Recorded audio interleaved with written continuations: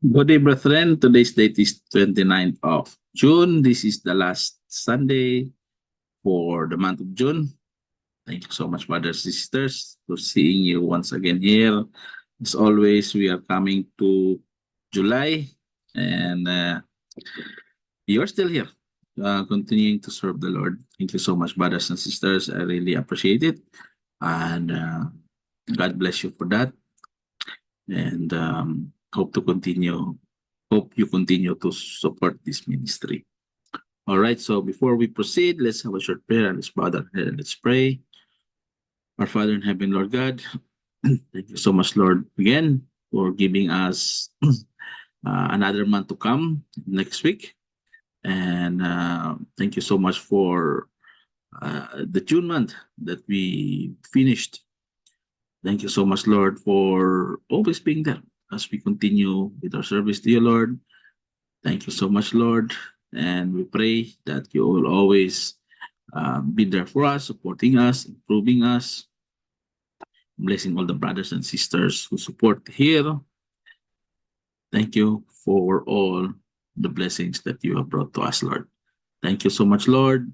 And as we go through this Sunday service for today, Shusa, Lord, we will ask for your guidance. Give us an open heart and open mind for us to absorb all the things that we will learn, especially in the preaching, Lord.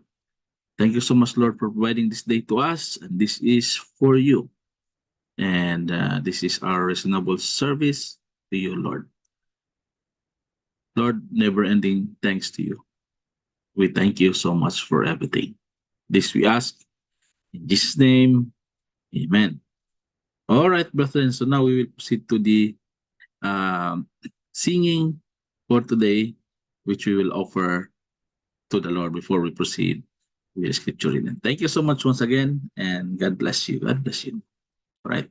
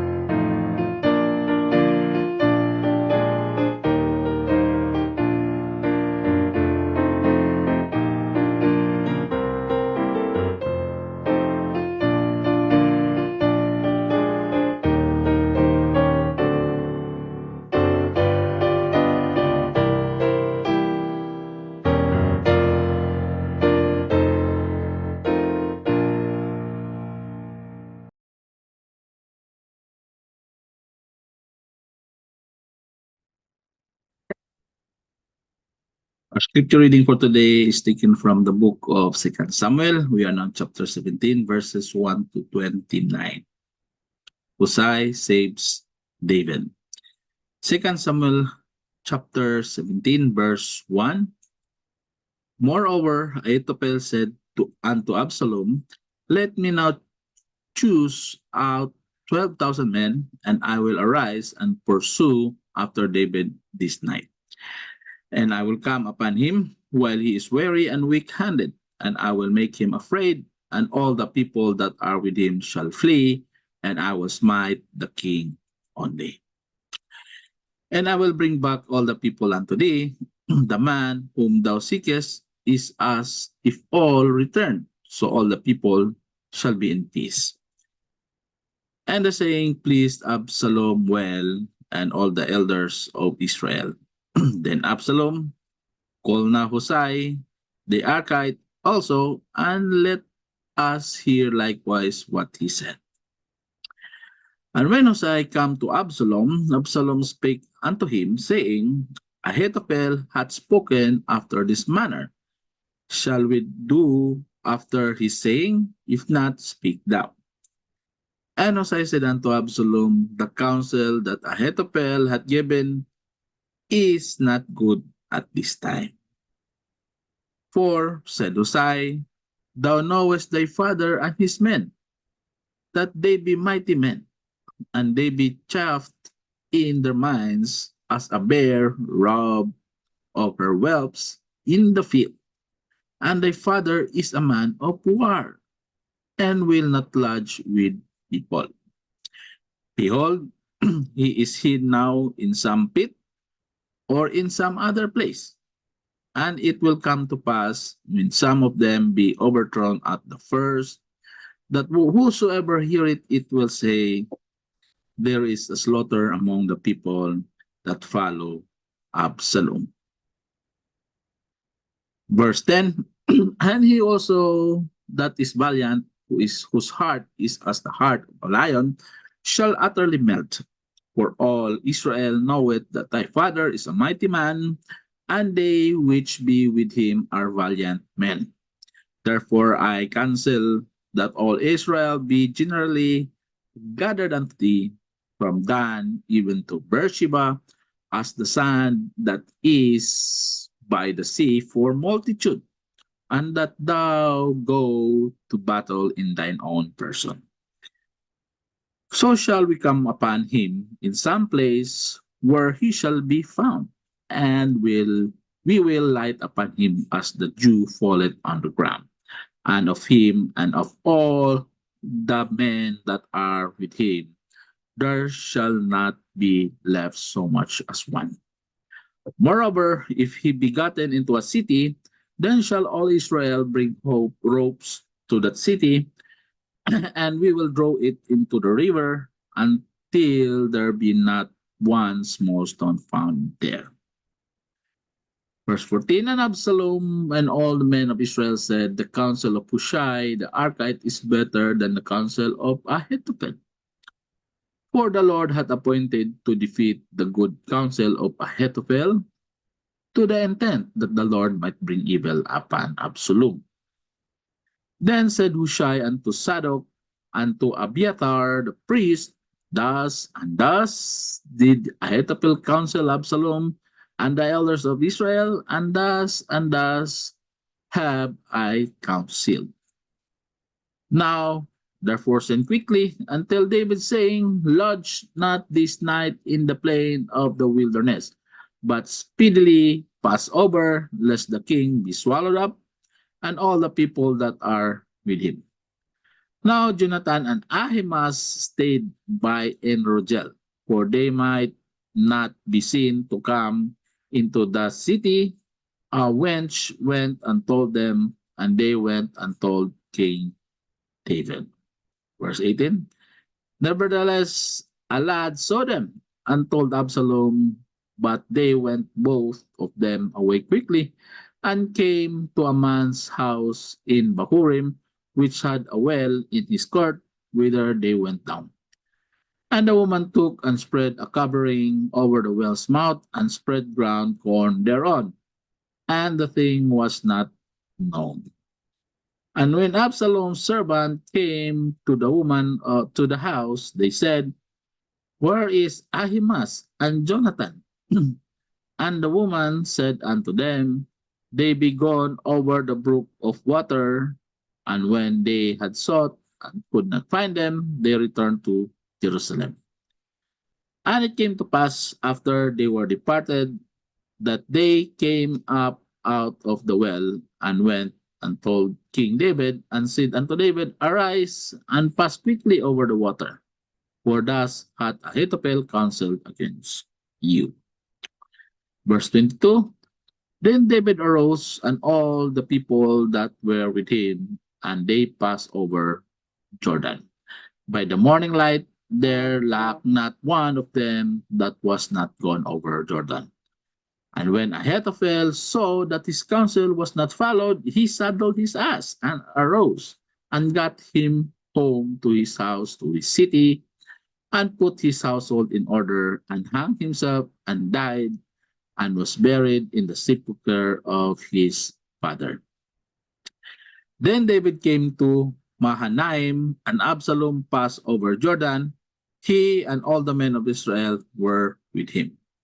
And Absalom made Amasa captain of the host instead of Joab, which Amasa was a man's son, whose name was Ethra, an Israelite that went into Abigail, the daughter of Nahash, sister of Zeruiah, Joab's mother. So Israel and Absalom pitched in the land of Gilead. And it came to pass, when David was come to Mahanaim, that Shobi the son of Nahash of Rabbah of the children of Ammon, and Machir the son of Ammiel of Lodibar, and Barzillai the Gileadite of Rogelim, brought beds and basins and earthen vessels, and wheat and barley and flour and parched corn and beans and lentils and parched pulse and honey and butter and sheep and cheese of kine for David and for the people that were with him to eat. For they said, the people is hungry and weary and thirsty in the wilderness. This is the word of the Lord. Thanks be to God.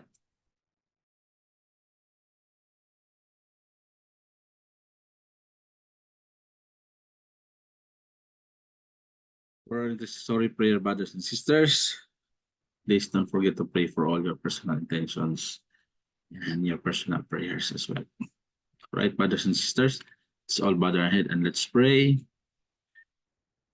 Our Father in heaven, Lord God, we are coming to you once again, Lord. We will humbly come to you, Lord, asking for all our prayers, all our requests, all our desires, Lord. You can see it in our hearts. You can see it in us completely, Lord. What we desire, what we prayed, what we asked, Lord. We pray, Lord, that in your time and in your will, you will grant all these prayers to us. Thank you so much, Lord, for your never-ending answers to all our prayers. We pray, Lord, as we go along the way, waiting for all the answers on all our prayers. Give us patience, Lord. Give us understanding, Lord. Thank you so much, Lord, for all answering all our prayers. We pray, Lord, for all brothers and sisters in the church, wherever they are now. We'll continue to bless them as always, protect them as always, bring them back to the church. Let them continue to serve you. Let them continue to be part of your ministry. And let them continue to walk the straight path towards you, Lord. Lord, we would like to pray that all the brothers and sisters who stop serving you, Lord, we pray, Lord, that there are still Holy Spirits in them, Lord. Bring them back to church, Lord. Let them serve you once again. As well as for us, Lord, pray that you will continue to strengthen our faith with you, Lord. Strengthen our walk with you, Lord. Strengthen our service with you, Lord. We pray also for all our families, wherever they are now, here, in each of our countries, Philippines.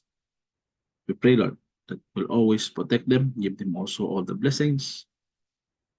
And as we pray also as well, it's important, our jobs, here.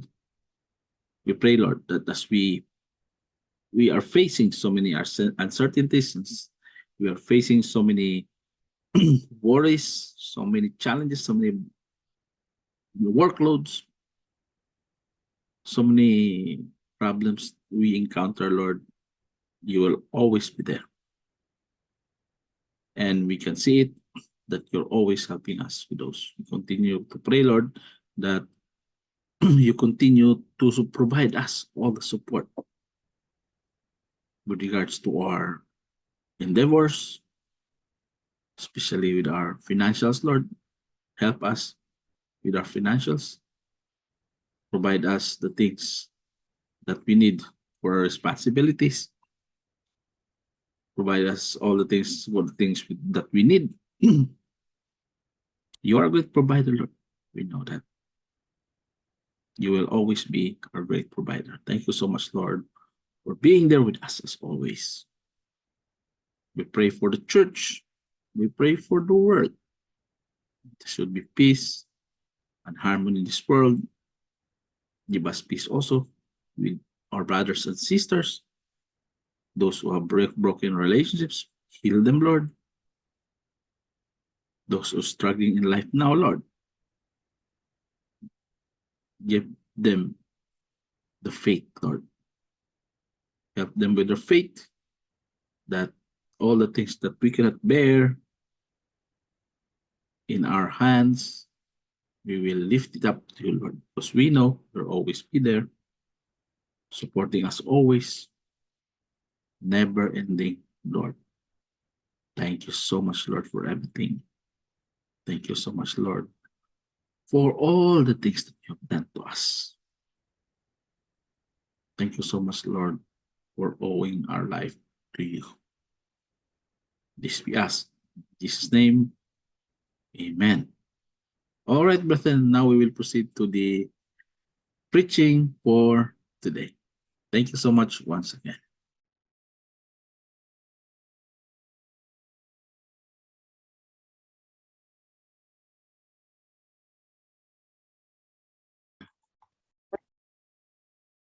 Good day once again, brothers and sisters. Now we are here in our preaching for today. This is short preaching only, but you need this one. You need this one, in especially in handling in things that matters in life. No, so you will need this one, and I hope we will get the true message of this preaching for today. And the title of this preaching is "How to Handle What's Handling You." How to handle what's handling you. Right? So this is the title of the preaching, How to Handle What's Handling You. And our text is taken from the book of Matthew 11:28. And we know this verse always. And this verse is, "Come unto me, all ye that labor and are heavy laden, and I will give you rest." Right. So this is the text for today. All right.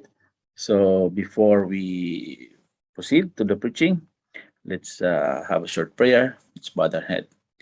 Our Father in heaven, Lord God, I would like to thank you, Lord, for being here with us today. And that, Lord, I will ask your guidance and your enthusiasm, Lord, to provide me all the things that I need to deliver this message to all the people who will listen to this preaching, Lord. I'd like to pray, Lord, that you will open our hearts and mind, Lord, for us to absorb the things that we are able to listen today on this preaching, Lord. This we ask in His name, amen. All right. So, as what I've said, title of this preaching is How to Handle What's Handling You. So, we know there are so many things that is happening in life, and we don't understand why these things are happening. So, there's one story about uh, this a story about coach driver. You know, coach, there is uh, a horse driven. It's coach driver, and there is one passenger with a baby. Okay, there's a woman with her little baby, and she was riding this coach. Okay, and that time is very cold. It's very cold that time. So the weather was very cold, and in spite of all the driver could do to protect her, he saw that the mother was becoming unconscious from the cold. So that the driver saw this mother, and she saw that the mother was very cold and starting to become unconscious because of the cold. Okay, so this is a story only, right? It's a story. So just take a picture of this story that there's a stagecoach. Stagecoach is the driver of the coach, and there is a passenger with a baby. And because it's very cold, the mother of the baby started to get unconscious. Okay, so in spite of what the driver is doing, it's still very cold. He cannot do something. Okay, then uh, what the driver do is he stopped the coach, right? So he stopped the coach. He took the baby, and what he did to the baby, he wrapped it very warmly, right? He wrapped the baby, and he put it under the seat so that it will be hot in there, or she will be protected, the baby. And then what he did to the mother is he took the mother, he dragged her out of the coach. Okay, he dragged her out of the coach, and he put it on the ground, outside the coach, in the ground. And what did the driver do? He drove away. So she left the mother there in the cold. Okay, so he left the mother on the road, and he took the baby.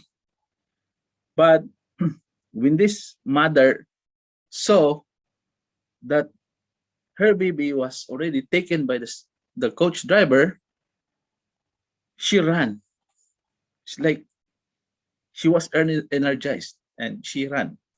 She ran after him, and she's crying in pity that, please give me my baby, please give me my baby, bring it back to me. And when the driver of the coach made sure that the mother already recovered from his from her coldness, and she gets warm up already because she's running, so she's warm up. So when the driver of the coach saw this mother that she already is warm up, he allowed her to overtake the coach and resume to take the baby. Okay, so it's like this. It's like this. So did you get the point? So can we not imagine her gratitude when she realized that he had saved her life? Isn't it? The driver saved her life because it's supposed to be she's very weak and very unconscious, and that because the baby, she ran fast and become warm again, become alive again. All right. So he had done as God sometimes does. Right. You have to understand this, that sometimes God is like this. Okay. To shake out because of our lack of enthusiasm. We don't have enthusiasm in our life, and we are sluggish. We don't have activity. We have no actions at all, and we are morally asleep, which would end in death. So that's what God wants sometimes. He wants to be like this. That um, uh, He will shake us up for us to be alert again, or to be energized again, just like the mother. What happened to the mother?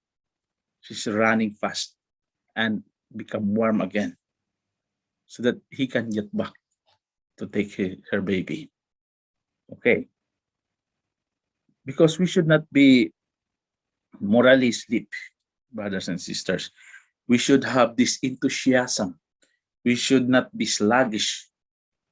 We should have this activity.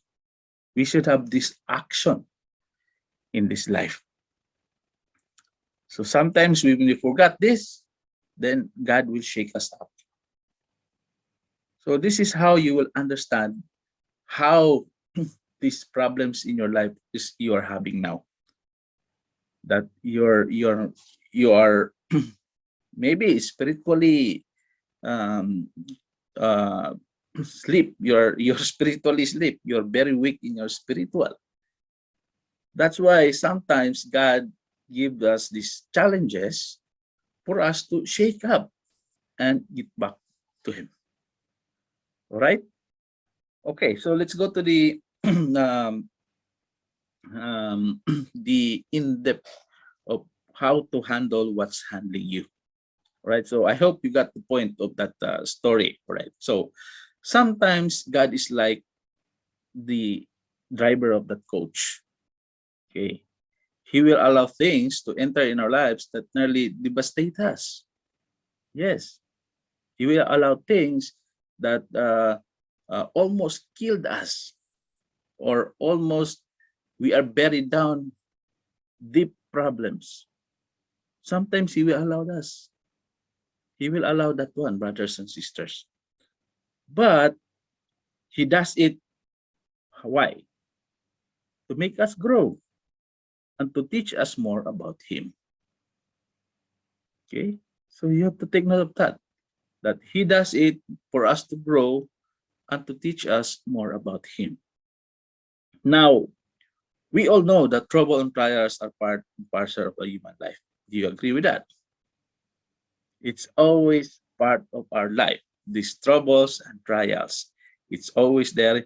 You cannot get away from it because it's always there. It's part of our life. And you should know that this is also, uh, Job said this one. So this is written in Job. Man that is born of a woman is a few days and full of trouble. So we are always there. It's always there. Trials and tribulations and difficulties, troubles, it's always there. Yet man is born unto trouble as the sparks fly upward. All right? So it's part of life. These troubles, these challenges, these difficulties are part of life. And even Jesus said this one in John 16:33. These things I have spoken unto you, that in me ye might have peace. In the world ye shall have tribulation. But be of good cheer, I have overcome the world. So where are you now? You are in the world. So in the world ye shall have tribulation. We will have these difficulties, these problems, these challenges. It's always there. Right? In this world, ye shall have tribulation. So don't be new about this one, because always troubles, difficulties, and trials is always part of our lives. Okay? So if you are a Christian without affliction, it's like you are a soldier only on the parade. So you're like a soldier only in the parade, but you're not really a soldier who go to the battle, right? So if you're a soldier, you should have gone to the battle. So, however, what is not given is what you and I will do about the trials and troubles that come our way. Okay, that's not given. What you and I will do about the trials and troubles that come our way. What you will do. Did you know? I hope you know. That's why I hope that you can take it from here as we go through this preaching for today. All right. So In these little simple verses that we have read, Jesus gives us clear teaching, okay? Clear teaching on what to do with our burdens. He teaches us how to handle what's handling you or what's handling us. Now, let's look into these verses just few more minutes today, and think of what the thought is about this preaching on what's handling you and how to handle what's handling you. Okay, so let's go to the first part. First thing that you should do is take your burden to the right place. So this is what you should do. Take your burdens to the right place. Right? Where's the right place? Okay? Take your burdens to the right place. And this is what you should not do. First one is fretting won't help you. You know, fretting is worrying, being anxious, being distressed. It will not help us, brothers and sisters. Most people take their burdens here, right? Me myself, me myself, even I fret. I always worry, anxious, and distressed. But I always pray that I can overcome all these things. Most people take the burdens here. See it for yourselves. But it is the wrong place to take them. Okay, that's why we should take it to the right place. This is a wrong place that we should take. Fretting, being worried, being anxious, being distressed. Okay, so after all, we are all forbidden to worry by the word. It is written in the Bible that we should not be fretting, we should not be worried, we should not be distressed, we should not be anxious. Philippians 4:6, be careful for nothing. Okay, but this is what you should do. But in everything, by prayer and supplication with thanksgiving, let your requests be made known unto God. So here he is already telling, be careful for nothing. That's worrying, my friend. That's worrying, that's being anxious, it's being distressed. We should be very careful on those things. John 14:1 also, let not your heart be troubled. What you should do? You believe in God, believe also in me. Simple as that. So practice yourself, brothers and sisters, not to worry, not to be anxious, not to be distressed in this life. Because lots of people are just like uh, Martha. So what happened to Martha? This one. It came to pass, they went into entered a certain village, and a certain woman named Martha received him into her house. So this is Jesus Christ. He received Jesus Christ into her house. And she said, she had a sister called Mary, which also sat at Jesus' feet and his word. But Martha was cumbered about much serving and came to him and said, Lord, dost thou not care that my sister had left me to serve alone? Bid her therefore that she help me. So what Mary do is sit on Jesus' feet and listen to him. And Martha was very busy serving him. And she told Jesus Christ that bid her therefore that she help me. And this is what Jesus answered and said unto her, Martha, Martha, thou art careful and troubled about many things. But one thing is needful, and Mary had chosen that good part, which shall not be taken away from her. All right? So that's why we always worry that we are alone. We are in this alone.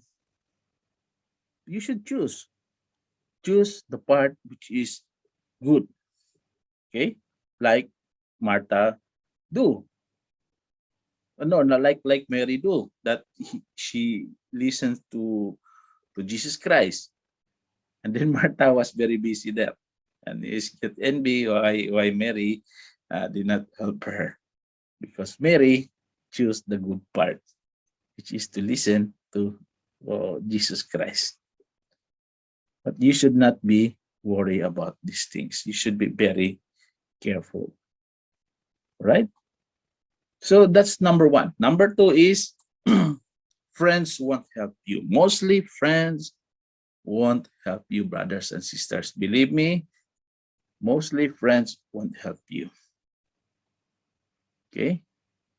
Not all friends won't help you. Okay? Why is that?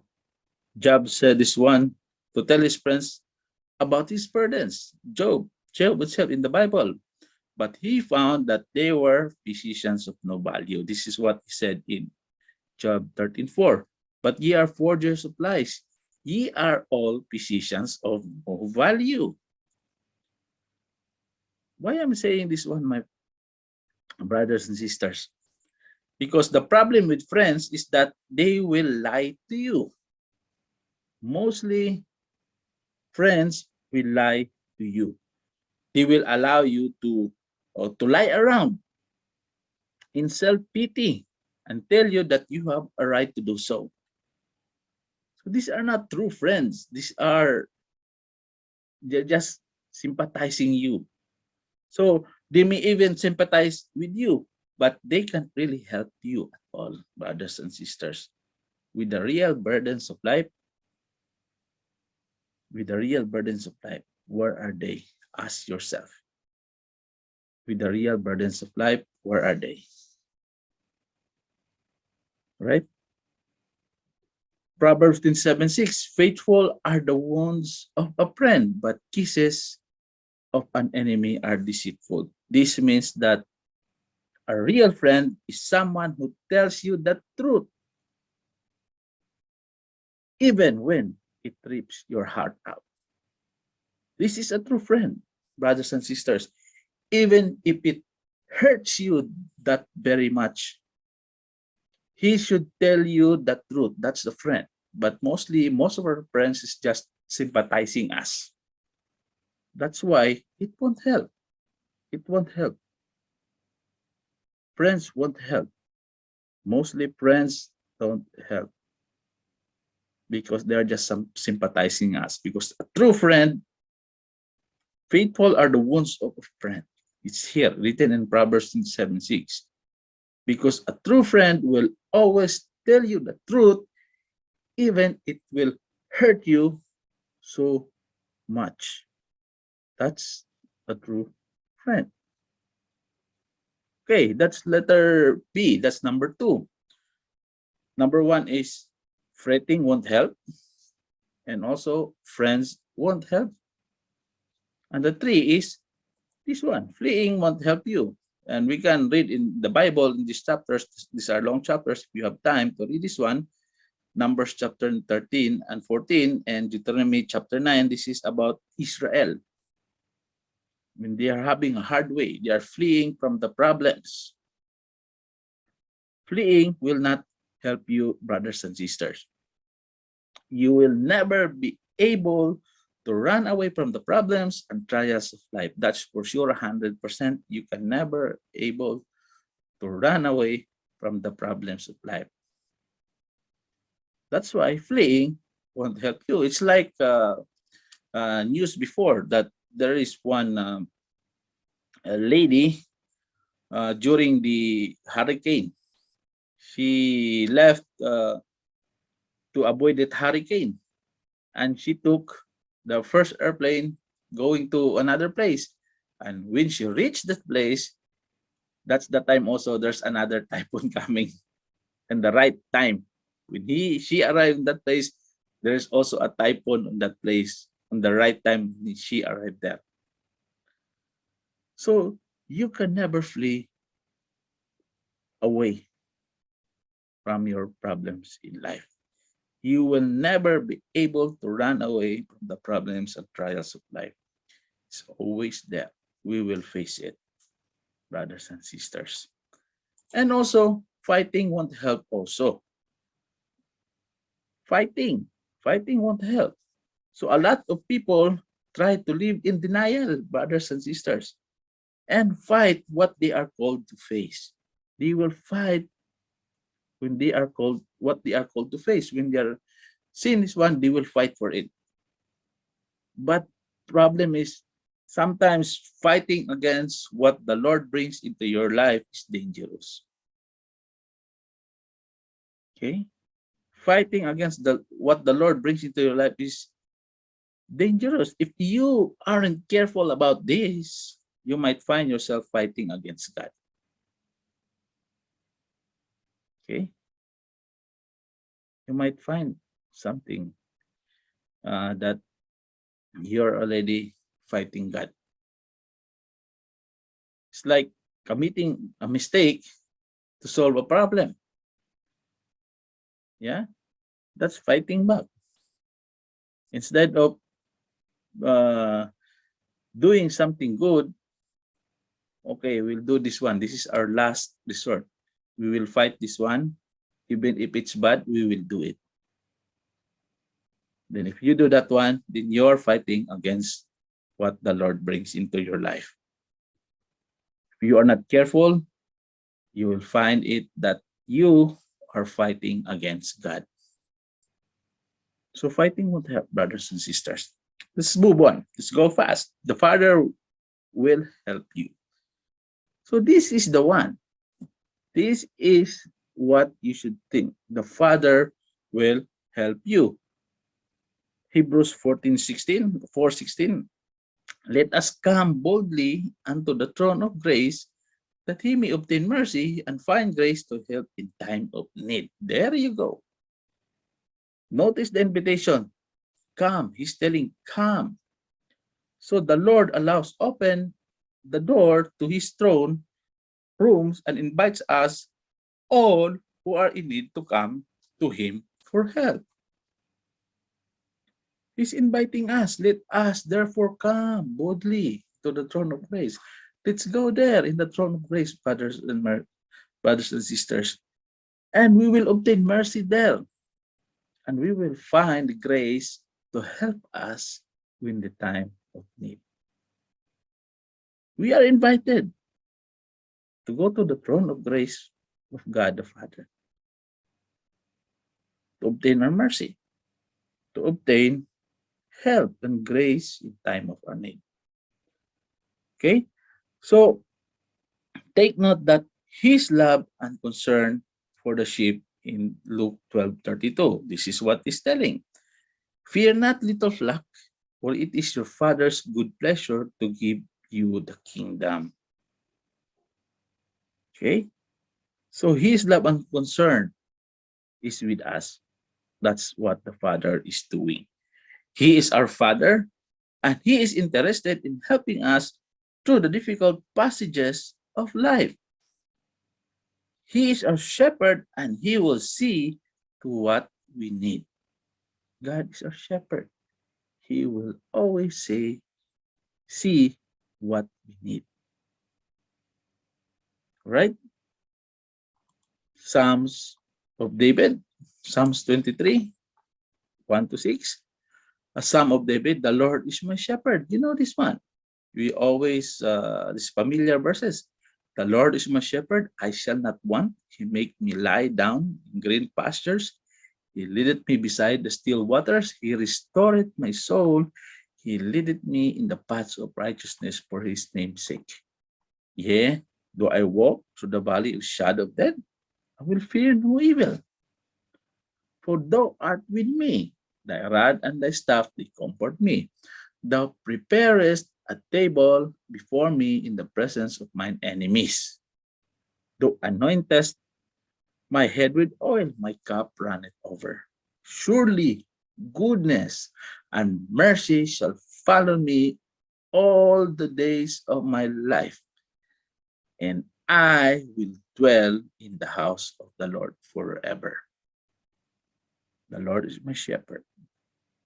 He knows everything what we need and help us everything what we need. Right? Luke 11:2, Jesus give them a new one in the disciples' prayer. This is disciples' prayers, the Our Father that we always know. And he said unto them, when you pray, say, Our Father, which art in heaven, hallowed be thy name. Thy kingdom come, thy will be done, as in heaven, so in earth. So be it, thy will be done. Thy will be done, Father. Your will be done. So be it. Right. So this is all about taking your burdens to the right place. And you know now where to take your burdens. Take your burdens to the Lord. Take your burdens to the shepherd, which is God. Right? So take your burdens to the right place, brothers and sisters. And don't fret, don't be anxious, don't worry. Take note that friends won't help, and that do not go away from these problems. Do not flee from these problems. Don't even try to fight these problems. Okay, rather than solving it, do not fight for it. Just leave it and try to solve it by not fighting. Because if sometimes you're always fighting, you don't know God, you're already fighting. And here you will know that you already know that the Father will help you in everything you do, because He is our shepherd. Okay? Let's go to the second point. Transfer your burdens to the right person. So what does this mean? Transfer your burdens to the right person. There's only one who cares about your situation. There is one who cares about your situation. Okay, only one. That's Jesus, my friends. Jesus, brothers and sisters. 1 Peter 5:7, casting all your care upon him, for he careth for you. So this is what you should do. You should bring uh, uh, or transfer your burdens to the right person. And this person is Jesus. Casting all your care upon him, for he careth for you. Jesus has walked through loneliness. Brothers and sisters, you should take note of this, that Jesus walked through loneliness. He walked in need. He walked in difficulty and death. He has been hated. He has been loved. He has been accepted. He has been rejected. He knows what you are going through, and he cares about you. He cares about you, brothers and sisters. Hebrews 4:15, for we have not an high priest which cannot be touched with the feeling of our infirmities. We don't have a high priest. High priest is human, which cannot be touched with the feelings of our infirmities, but was in all points tempted like as we are, yet without sin. That's Jesus Christ. So don't think for a minute that he won't understand. He does understand, really, brothers and sisters. He knows what you need more than you know it yourself. Okay? So this is how we should uh, um, cast our care. Cast your care upon him. That's Jesus Christ. Because there is only one who cares about our situation, and that's Jesus Christ. Second point is, there is one who can do something about your situation. Okay, so this is the solution now. There is one who can do something about your situation. Not only Jesus does he know what we face, he can change what we face and how we face it. Right? Jesus can change, God can change what we are facing nowadays in times of your need. Jesus can always change what we are facing, and how we will face it. He will change that. His power is beyond imagination, my friends. His power is beyond imagination, my brothers and sisters. Ephesians 3:20, now unto him that is able to do exceeding abundantly above all that we ask or think, according to the power that worketh in us. Right? Job 42:2, I know that thou canst do everything. He can do everything. And that no thought can be withholden from thee. He knows everything. He can do everything. He knows everything. Job 42:2. Okay. Luke 1:38. And Mary said, behold, the handmaid of the Lord, be it to me according to thy word. Cast your care upon him. Be it unto me according to thy word. The angel departed from her. In Luke 1:38. And Isaiah 40:12, who hath measured the waters in the hollow of his hand, and meted out of heaven with a span, and comprehended the dust of the earth in measure, and weighted the mountains in scales, and the hills in a balance. So, brothers and sisters, if he can place the stars in heaven with spreading of his fingers like this, then your problems and mine pose no problem at all to him. Okay? He can, brothers and sisters. He can do it for you. He is the powerful God. That's the thing there. You should think that he is the most powerful God. You should not worry about this. See what he can do. He can even measure the waters in his hollow of his hand. Meted out heaven with a span. Very simple to him. Brothers and sisters, very simple to God. The problem with us is we don't cast our care upon him. That's the big problem with us. That is what we should control from ourselves, brothers and sisters. We should care upon him. We should be dependent on God, brothers and sisters. Okay, so that's casting our care upon him. This is how we can transfer our burdens to the right person. And the right person is Jesus Christ. God, that's the right person. That is where we will transfer our burdens. This is the solution.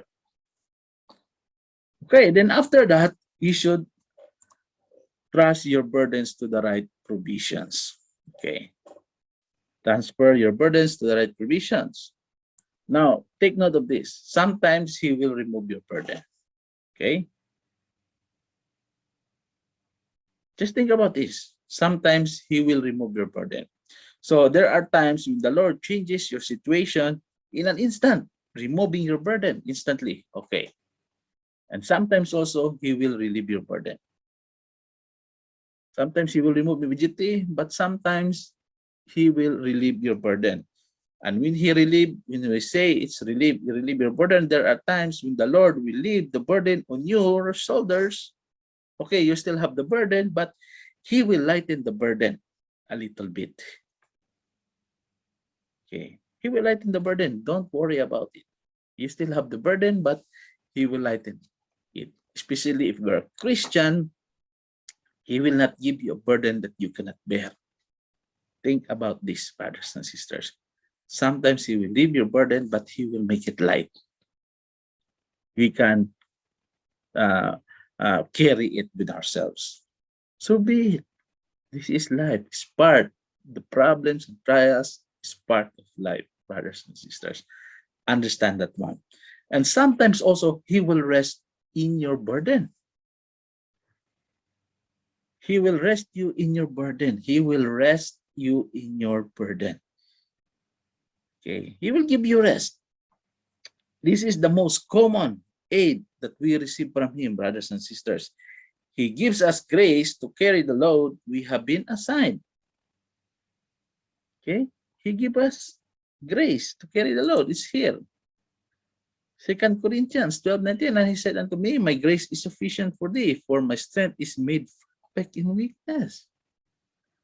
Most gladly, therefore, will I rather glory in my infirmities than the power of Christ may rest upon me.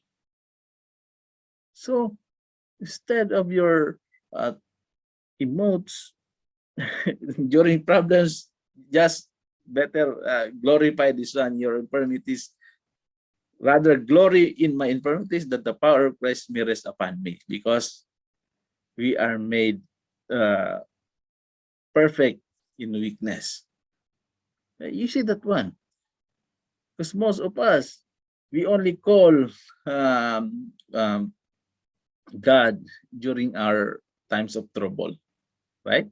So meaning you are strong when you are weak, because only when you are weak physically, you have so many problems, but that time will make you strong in your faith to God, because you're calling God. So my strength is made perfect in weakness. We should glorify our glory to the infirmities, because the power of Christ may rest upon us. All right? So the glory of Him changing us in our situation instead of Him just changing our situation.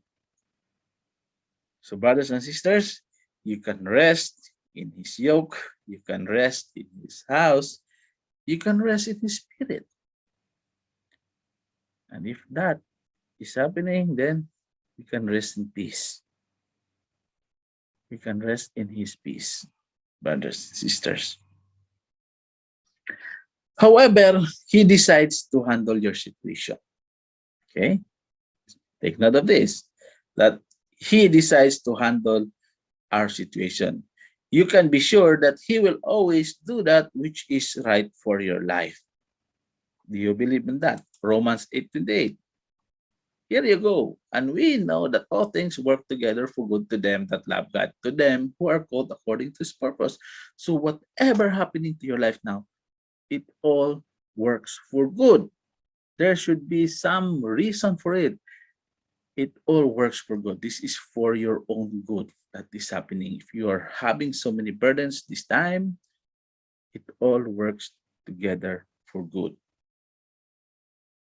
You can rest on His promise, brothers and sisters, that He will meet your need. Philippians 4:19. But my God shall supply all your need according to His riches in glory by Jesus Christ. Genesis 22:14. Always remember this one. And Abraham called the name of that place Jehovah Jireh. As it is said to this day, in the mount of the Lord it shall be seen. Don't you know what the meaning of Jehovah Jireh? I think you know. Jehovah Jireh means God will provide. God will provide, brothers and sisters. Now let's go to the conclusion. Right. So I will leave you questions on this conclusion and answer for yourself. All right. So answer it for yourself. Just think God will provide. God will care on us. All we need to do is to cast our burdens on the Lord. This question is this: what's handling you today? Think of it. What are the things that is handling you today? The second question is, why don't you just bring it to Him, to the Lord? If you're handling something today, bring it to the Lord. And you know what? He knows how to handle what's handling you. He knows how to handle what's handling you. Bahala ng Panginoon. It's all up to God. All things work together for good, brothers and sisters. Don't worry. You're a Christian. Don't worry. All these things will pass. You just have to understand. This is how you should handle all these infirmities of life. You just know how to handle this. And if you're having some things that you handle today, just bring it to Him because He knows how to handle all these things. Thank you very much, brothers and sisters. And we end up again another Sunday service for today. And I'd like to thank you. And let's have a short prayer. Father in heaven, Lord God, I'd like to thank you, Lord, for being here with us. Even though we have so many problems in life, Lord, all we need to do, Lord, is to cast all these burdens to you, Lord. And we know, Lord, that we will find the solutions there. Even though we have so many problems that we are facing nowadays, Lord, here and there problems, front and back problems. But if we only can cast these burdens to you, Lord, we know, Lord, that you can always lift us out, give us peace, give us solutions to these problems. We'd like to pray, Lord, that you give us strength to carry on with this life, to carry on facing our problems, because we know, Lord, that you'll always be there. We pray, Lord, that you will put that in our minds, that you'll always be there, you will never leave us, because these things are just very easy to you. And all things works for good. Everything has a reason. All things work together for good. Thank you so much, Lord, for being here with us. Thank you so much, Lord, again, for being here with us.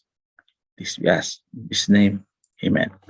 All right, brothers and sisters, we have finished once again another Sunday, and I hope you be happy today. And I hope these things that you have done today, you apply it instantly if you are facing some problems nowadays. This is how to handle what's handling you. Thank you so much. God bless you all and have a happy Sunday. Thank you.